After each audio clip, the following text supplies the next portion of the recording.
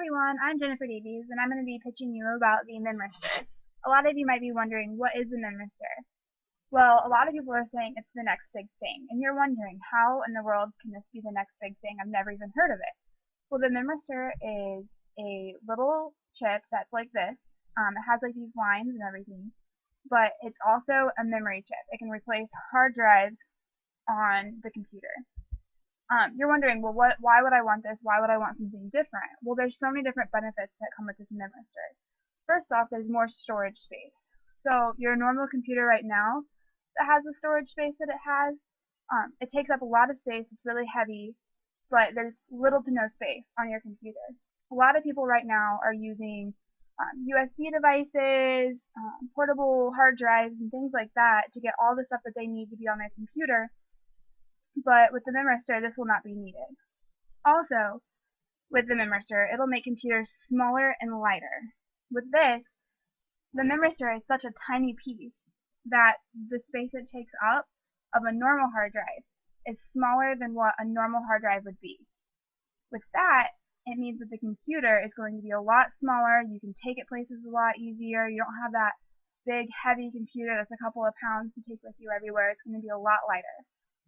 What most people are looking into is the more gigabytes.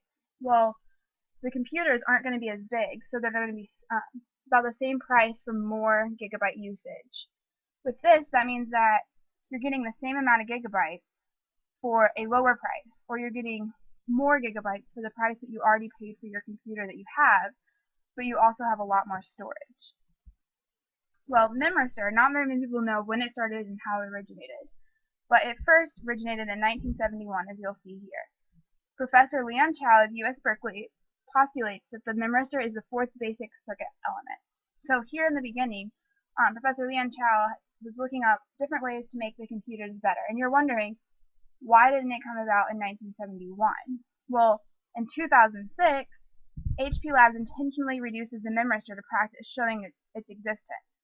So in 2006, that's when HP actually decided to go with this and make it their own, creating it and testing it and figuring out all of that, as well as releasing this information to the public. In 2008, prestigious science journal Nature publishes HP's find that memristors exist. So when you're looking at this, the science journal finally found out 2 years later, and you're wondering, how can this actually be a really good thing?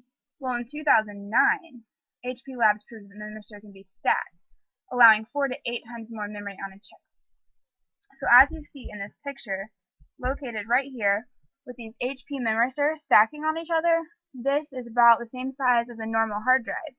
However, it has 3 chips, which making the memory on the computer a lot more, as well as keeping the weight down. In April 2010, HP Labs proves the memristor can perform digital logic in addition to storing data. So it's kind of like a smart computer, as what you would think of like a smartphone. It makes the computer be able to work better, work faster, be able to do coding better. In August 2010, HP Labs and Hynix Semiconductor Inc. entered a joint development agreement to bring the memristor to market. So you're wondering, how does this apply to haute couture?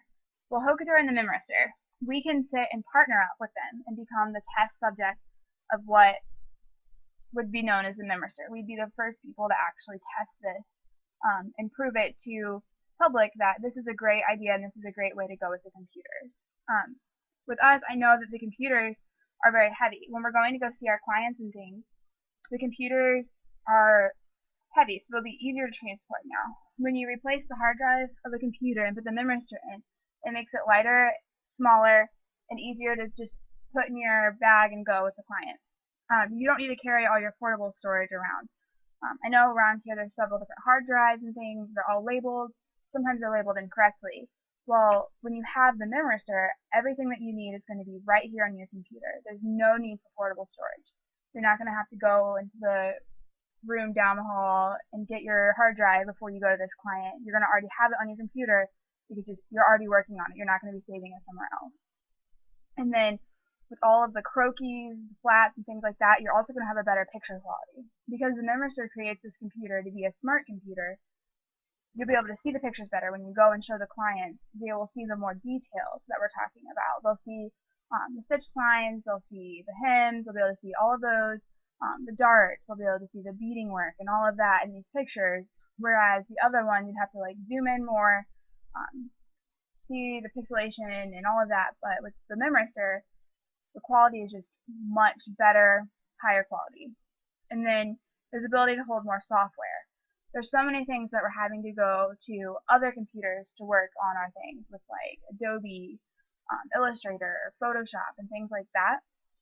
We'll actually be able to have all of that on our laptops if we have the Memristor. That way, if you go to a client and they're like, well, I don't really like this hemline the way it is. Well, then you can sit there and, drop the hem or raise it up or do a high-low. You can really work with it how you want with the client there. It saves a lot of time. You can show them and work with them through it so you get the right idea. That way you're not going back for 2 and 3 meetings with this client. We're able to get more things done faster, and it'll create efficiency for our company. HP and Hynix.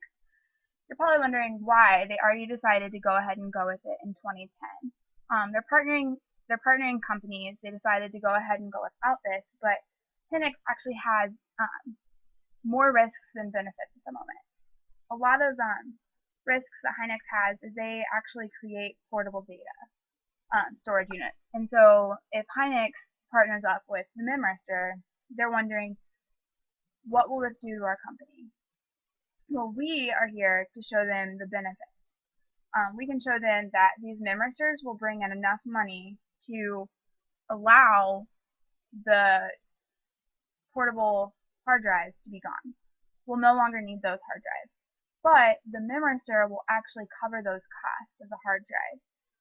If you think about it, the hard drives, we are buying so many of them to keep up with the gigabyte usage that we need, whereas one Memristor will be about the same as, well, same price as like one hard drive. Yes, they will lose money, but they will also gain money through the Memristors. The Memristors are going to be about the same price as the hard drive. However, even though they are losing money in the areas of the hard drives, people will still be using USBs. Other companies will still be using hard drives. It's not every company is going to switch to the Memristor. So I highly believe that the benefits will outweigh the risks for it. With having a control group, the benefits through that is Hynix and HP can actually contact whatever group that they're working with, figure out how it's working with them, what the differences are between having the old computers and the new computers, what kind of quality they are, and they'll actually be able to fix it for them. Having like these close-knit control groups, they'll be able to pinpoint each problem instead of releasing it to the public, having lots of problems, lots of recalls. So going with our company, they'll actually be able to work with us directly and fix all those problems, and we'll be able to find something that we enjoy that works best with our company and be able to give the feedback to go ahead and create this Memristor in a way that would also benefit us as well as the public. So, releasing the Memristor, how are we going to be able to present this in a way that actually benefits our company? As you see here, there are 1, 2, 3, 4, 5 Memristors stacked on each other, as well as 1, 2, 3, 4 more Memristors. You have 5 going this way and 4 going the other way. With stacking these, you actually see how these can stack and create a lot more storage. These crossbars, simple and very scalable memory cell structures, enables an entirely new class of 3D RRAM, which can be easily incorporated into the back end of the line of any standard iOS manufacturing fab. So basically what this is saying is you can stack these and actually fit them into where the hard drive used to be in the computer. So when you're releasing this Memristor, you're not actually releasing it, creating a whole new computer, making it this big ordeal. You can actually take this stack that they have here and actually enter it into our computers. So the cost isn't going to be as high as if it goes out to the actual companies. They will actually be able to release this Memristor to us as a control group, replacing our hard drives of our computer so we can see the difference of how our computer works compared to when it was working with the hard drive. This will be able to keep us very, very comfortable with our software, our files, and just the way that our computer actually runs with the system that we're on now. We don't have to worry about going and getting a new computer, having help with those. So that's why we are really excited to look into releasing the Memristor just to haute couture. So with that, does anybody have any questions that I can answer about why Memristor would be good to go ahead and partner up with our company?